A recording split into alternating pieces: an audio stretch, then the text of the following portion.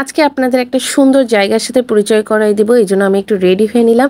মাত্র ২০ টাকায় green view পার্কের মধ্যে একই জায়গায় পেয়ে যাচ্ছেন দোলনা, নৌকা, ছবি তোলার জন্য একটা প্রজাপত, ঝর্ণা, ব্রিজ, ছোট বাচ্চাদের খেলার জন্য ঢেকি, ঘোড়া, ট্রেন এবং সেই সাথে পেয়ে যাচ্ছেন ফুচকা, আইসক্রিম আর সেই সাথে সুন্দর সুন্দর ছবি তোলার জন্য সুন্দর সুন্দর স্পেস। সো হ্যালো এভরিওয়ান, আসসালামু আলাইকুম, দিস ইজ মি সাবসিনানি and you welcome to Green View Park. Khulna থেকে যেতে হলে আগেই নদী পার হতে হবে, এই জন্য আমি প্রথমেই নদীর ঘাটে চলে আসছি। আর এটা হচ্ছে দৌলতপুরের নওগাঁ রেলিগেট। যে অ্যাড্রেস শুনে আমি গেছিলাম সেই নদীর ঘাটটা আমি পার হইনি।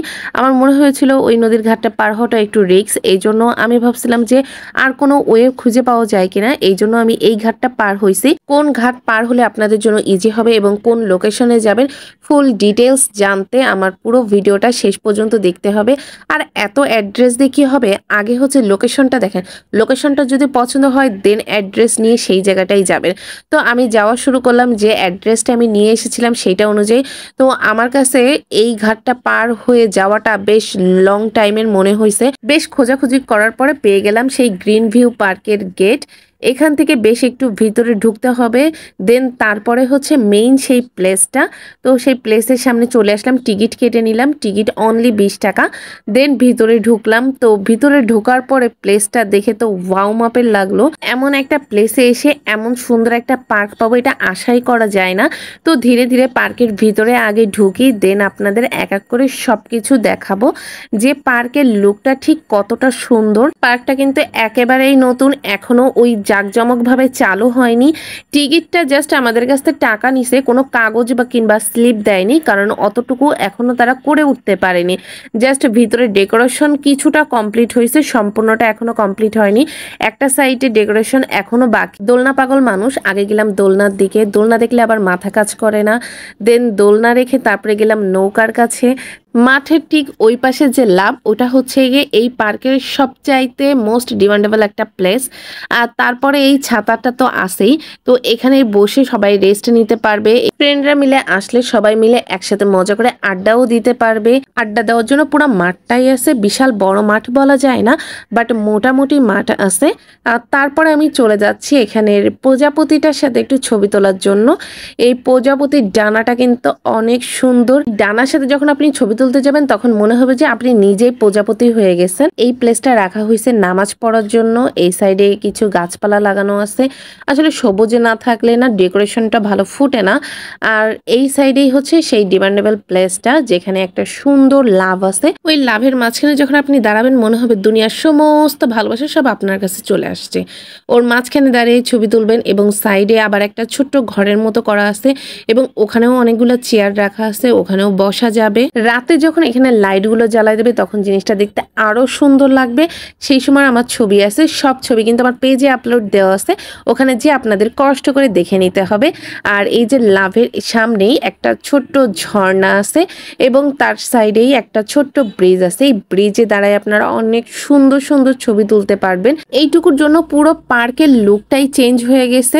তবে ঝর্ণাগুলোর পানির স্পিডটা যদি আরেকটু বেশি হতো জিনিসটা দেখতে আরো বেশি বেটার লাগতো। এই পার্কে গিয়ে আপনি যদি এই ব্রিজে এবং এই লাভের এখানে কোনো ছবিই না তোলেন তাহলে সবচাইতে বড় মিসটা আপনিই করে নেবেন। পার্কটা যেহেতু গ্রামের মধ্যে, গ্রামে কিন্তু ছোট ব্রিজকে চার বলে, এটা কিন্তু চারও বলা যেতে পারে।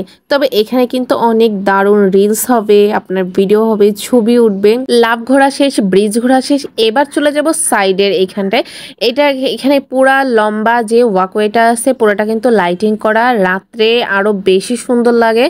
আমি সন্ধ্যা টাইম পর্যন্ত ওখানে ছিলাম এবং ওই টাইম পর্যন্ত পার্কের পুরা সৌন্দর্যটা আমি দেখছি। এক পাশে মাঠ এবং আর এক পাশ দিয়ে পুরাটা ফুল গাছ লাগানো। হেঁটে যেতে কিন্তু আমার বেশ ভালোই লাগতেছে। শুধু হেঁটেই কিন্তু যাব না, ওখানে যে কিন্তু তো আপনাদের আরো কিছু জিনিস দেখাবো। এখনো কিন্তু পুরো পার্কটা শেষ হয়নি, আরো কিছু বাকি আছে। এখানে আছে বাচ্চাদের জন্য একটা ঘোড়া এবং ঢেকি, আর আমার পিছনেই দেখতে পাচ্ছেন যে স্লিপার আছে। পার্কের একটা জিনিস আমার কাছে খুব ভালো লাগছে, আমি যখন বের হয়ে আসতেছিলাম তখন দেখছিলাম পার্কের পাশে একটা মাদ্রাসা আছে এবং ওই মাদ্রাসার বাচ্চাদের কিন্তু পার্কে ঢোকা ফ্রি। তারপরে চলে গেলাম ট্রেনের কাছে। ট্রেনে আমি নাইবা চড়লাম, তাই বলে কি ট্রেনে বসে একটু ছবি তুলতে পারবো না? সেই ছোটবেলা ছোটবেলাকার কথা মনে পড়ে যাচ্ছিল, বসে একটু ছবি তুলতেছিলাম। পিচ্চি হুজুরটা খুব ডিস্টার্ব করতেছিল, ওকে আমি বলছিলাম যে তুমি আমাকে ডিস্টার্ব না করে আমার ট্রেনটা ধরে ঠেলো। ও সামনে থেকে খুব ট্রাই করতেছিল, দেন যখন না পারলো তখন ও চলে গেল পিছনের দিকে। আমি বললাম যে হ্যাঁ পিছন থেকে তুমি ঠেলো। ও লিটারেলি ঠেলতেছিল, সরতেছিল না বাট নড়তেছিল। এখানে আছে একটা ফুল, কি ফুল জানি না, জাস্ট পদ্ম ফুল বলেই চালাই দিলাম। তো ফুলটা দেখে আমি বেশ একটু সুন্দর করে বসার চেষ্টা করলাম, কিন্তু বসতে একটু কষ্ট হচ্ছিল বেশ পিছনের দিকে, বাট জিনিসটা কিন্তু অনেক সুন্দর, সাথে বেশ ইউনিকও। আপনি যখন এই ফুলটার এখানে ছবি তুলবেন তখন পিছন থেকে ব্যাকগ্রাউন্ডে ওই যে লাভটা কিন্তু দেখা যাবে, সাথে ব্রিজও একটু একটু দেখা যাবে, কিন্তু লাভটা বেশ ভালো চোখে পড়বে। আচ্ছা, দোলনায় আমি উঠি নাই, তাই বলে কি দোলনায় বসে একটু ছবি তুলতেও দিবে না? এই দোলনায় এবং নৌকায় যখন আপনি উঠবেন তখন আপনাকে এক্সট্রা পে করতে হবে। একটা কথা বলতে তো আমি ভুলেই গেছি, পার্কটা কিন্তু ওপেন হয় দুপুর 3টা থেকে। 3টার আগে আসলে পার্কটার কোনো জাঁকজমকই থাকবে না। আমি যে টাইমে আসছিলাম ওই টাইমে পুরো পার্ক ভর্তি লোকজন ছিল, আর বাচ্চারা না থাকলে পার্কটাকে আসলে পার্কই মনে হয় না। পার্কটা একেবারে নতুন হয়, পরিবেশটাও ভালো ছিল।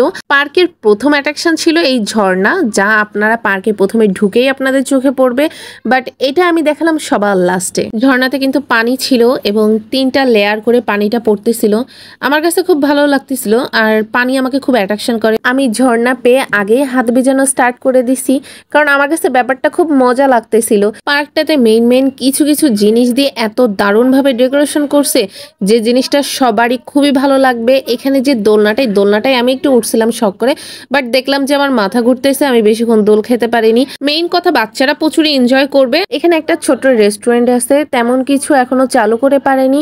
Fuchka, cold drinks, ice cream, coffee এই জাতীয় জিনিসপত্রই পাওয়া যায়, আর এখানে বসে খাওয়ার মতো ব্যবস্থা আছে।